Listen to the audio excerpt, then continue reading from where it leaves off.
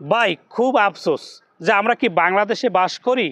অর্থাৎ গতকালকে আপনারা দেখতে পাচ্ছেন, দেখেন তোফাজ্জল হোসেন এক ভাই, তাকে কিন্তু ঢাকা বিশ্ববিদ্যালয়ের একটা হলে তাকে খাওয়া দাওয়া করানোর পরে তাকে গণহারে পিটিয়ে তাকে মারা হলো।